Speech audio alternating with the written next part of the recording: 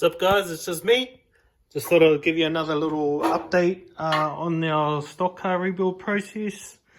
So this week we've got our radiator all mounted and our top bar there.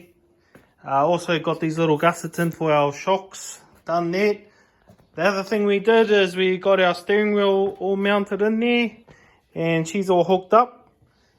And so that's all done. So rolling with the old Honda steering wheel. And we've also got these sidebars in. So they're all ready to go. So when we weld the plate in, that's all done. What else did we do? Just got these back wheel protector bars on there. So we've got those on both sides. And our fuel tank's all mounted up now. So that's that. Another bar on this side. And I think that's about it for the week. If you didn't notice, we've taken a lot of bits and pieces off it. So all the front and the diff is sitting over there on the trailer.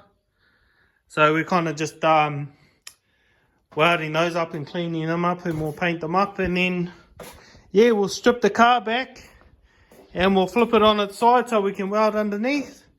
And, yeah. Oh, and the other thing is we got our seatbelt mounts done too. So yeah, we're going to strip most of the everything out of the car, flip it on its side, weld underneath, and then start piecing it back together and finish off a few other things. But yeah, that's the update for today, this week. And went to Speedway on Saturday. It was really cool. Even though it was a club day, I still really enjoyed the racing. Even when there was only like 2 or 3 cars on the track, it was still really cool.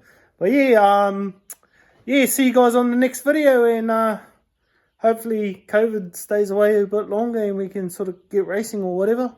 But yeah,